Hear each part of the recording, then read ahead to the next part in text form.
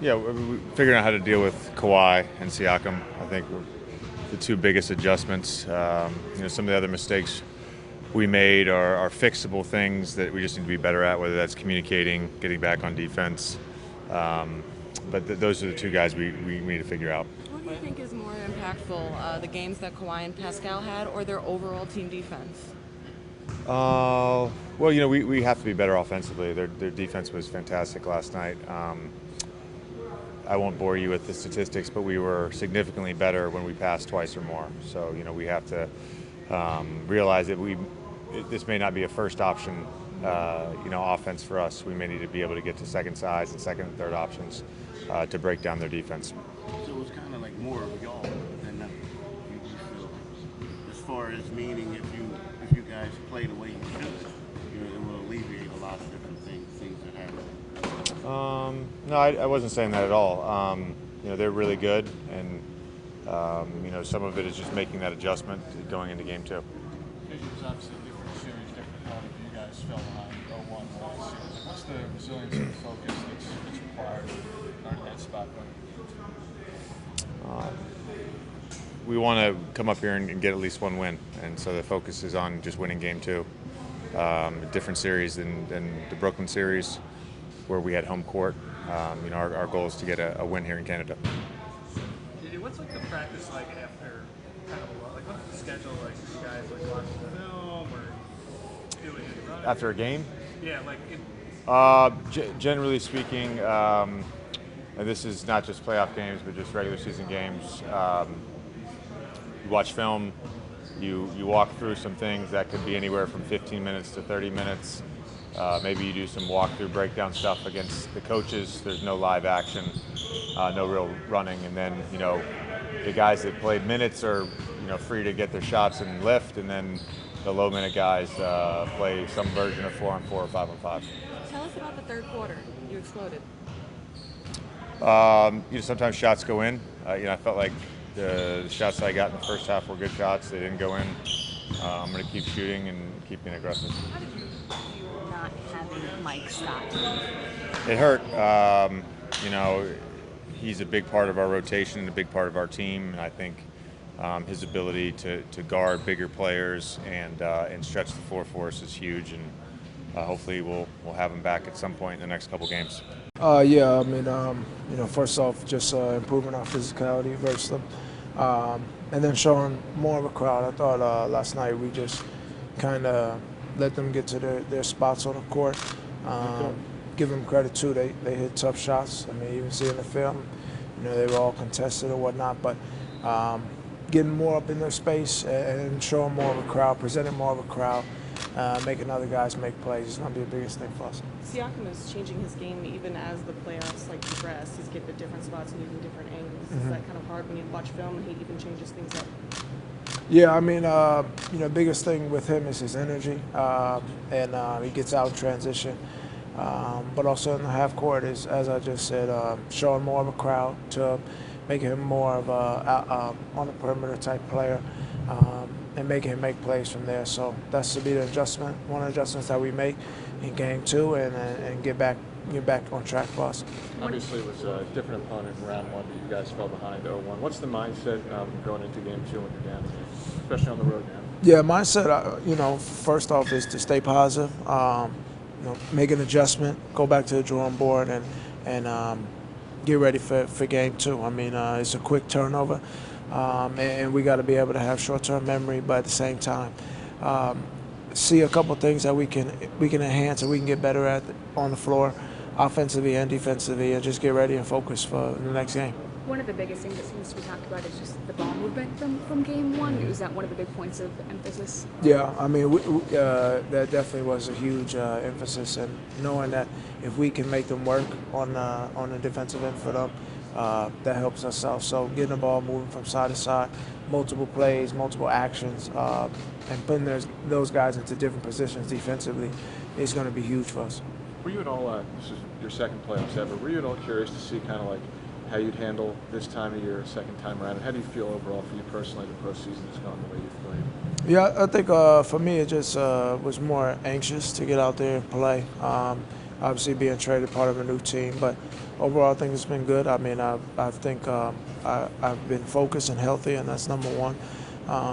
And those are things I pride myself on going into. And just the beauty about the playoffs is how you make an adjustment, how you come back from game to game, and to be locked in and focused to win the game. And I think I've done a great job of that, and our team has done a pretty good job of that too. So we look to bring that into game 2 and be ready to play. With the uncertainty of when you guys are going to get Mike back, how much more important does that make James? Yeah, it makes James more valuable, of course, for us. But even everybody that steps foot on the court, we need their efforts, we need their energy. Mike's a big piece of his team, just in terms of what he presents on the court, position-wise, versatility-wise, shooting-wise. So it's a big loss for us, but at the same time, it's a next man up mentality, and guys, everybody has to be ready and focused. If you guys succeed in moving the ball around more offensively, what more can that do? How do you think that could be an advantage? Well, now, as I said, it puts those guys in different positions defensively, makes them work more, but also, I think we'll get higher percentage shots. And if you look at the game 1, there's too many missed baskets by us that was leading to their transition and getting out there in the open court. And then also for us, it'll limit just the way that we were playing out there, and get guys more involved, more comfortable out there. So biggest thing for us on the offensive end is just to make them work for everything they have out there. So that's what we look to do.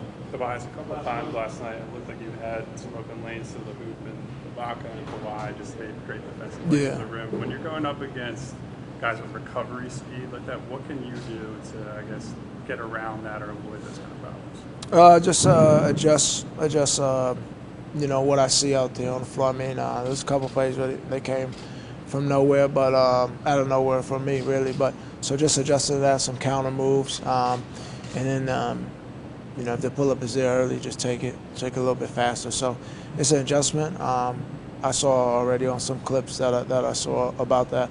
So I'll be ready for game 2 to adjust to that and adjust how they were playing.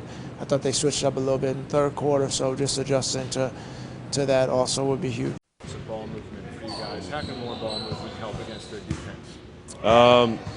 Defensively, they're a great team guarding that first few ball movement plays, and then after that, it's a lot tougher for them. So for us, we just got to move the ball and just play the way we play. And we showed glimpses of that, but we didn't do it enough. That might lead to an opportunity for you after a couple swings, then go for yours. Is that what you're? Yeah, kind of. I think it's just moving the ball and getting them, moving, and not giving them the easy offense to guard. JJ talked about ball movement as well. Why do you think that wasn't there yesterday? We didn't move it. Was it something they were doing, or it's not on them. It's in terms of us passing the ball, moving, cutting, slashing, setting screens. Do you think also it would be more effective if you guys took it more to the basket, or was it just their defense wouldn't allow you to do that last night? That could be one of the things. When you guys were able to get out in transition, did you feel like you were effective there? Just maybe wanted to do some more of it? Say it again, sorry. When you guys were able to get out in transition, did you feel like you were effective there? Maybe just wanted to do some more on that? I think we just got to be more consistent in terms of moving the ball and attacking. We just got to show them different options and, going with force. Specifically about your game, if you look at the stat sheet, you were 7 for 8, you didn't turn it over. Do you feel like it was a good game? And if not, where's the next step of growth? I played okay. I think offensively I could have done a little bit more. Probably got to the rim. But, it's going to be a team game. We're going to beat them as a team. And lastly, I don't want to do too much here, but Kawhi is thought of as one of the top 2-way players in the world. Do you think that's something that you could be maybe one day? And do you admire that? Definitely, yeah. I got a lot of respect for him, just the way he plays the game. He's relentless on defense, and offensively, he's an amazing skill player. So I got a lot of respect for him. Ben, you spoke a lot about turnovers going into the series. I think you had 16 for the team last night. How much of that was unforced errors on your part, and how much was them, kind of putting you in position? 50-50. We're going to see you more on Tobias. Tobias Kawhi tomorrow. Yeah, we're going to see you more on him tomorrow. Yeah, probably. how do you balance the need to make adjustments versus kind of you make adjustments. Adjustments rule the day, and all series you learn something from a game-to-game standpoint. You go in with a starting point of baseline defense, and you go back and you watch the tape and you say, could we have done something better or differently on Kawhi? Could you have done something better or differently with Siakam? And the answer is yes, we can. Yes, we can. And whether it's just doing what we do better, whether we make adjustments, that's obviously stuff is all considered and on the table. I have gone through the tape a few times, and I can tell you, I wake up good to go. Like, I really feel that we can, just come in and be better than we were in the first game. In the last series, Brett, you guys faced an 0-1 deficit. And what type of focus did you guys come in here with today, and what did you learn about the resiliency of this group from we just try to drill down on stuff that's most prominent, things that featured in the game last night that required the most attention, and to try to be very efficient in what we deem those things to be, and tell them, like, here's plan A, here's plan B, and we went through a tape, we walked through some things, but I hope it was an efficient approach to the things that mattered most. One of the things you said last night was that you thought maybe after watching the film you'd be able to figure out some ways to maybe get Joe better open. What did you see after looking specifically at that? That we can do that. How? Why would I tell you that? Why would I share that?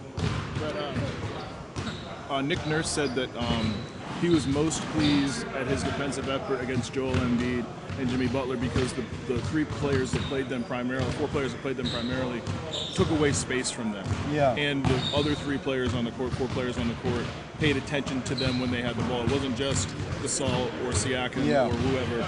That was their priority. Did you see it the same way? I think that their length and their attention as a crowd gave hesitance to the people that you just mentioned. I did see it that way. What can you do, or what can they do to make that not the reality next time? I mean, it's just stuff, structurally, placement, movement, spacing, all those basic type things. Is it to wrap up a guy like Siakam? I mean, he's evolving how he's played in the regular season as the playoffs continue. He's changing his spots. I mean, he's difficult because he's so dynamic, going downhill. And, it requires a sense of awareness and urgency early. What do you feel like you guys have gotten out of Tobias all-around game in the postseason? I mean, just his versatility. He can put him in a pick and roll. He can make a three. He can guard a guard. He can guard a small forward. Versatility. Kind of like a pick a poison type of thing. Like, you know what you want to do. I mean, and then some people would say you got to bring an extra body on Kawhi. But at the same time, they do have other guys who can knock down shots. They have the NBA's best three-point shooting team. So, you know what I mean? So completely. So it's not as... Yeah.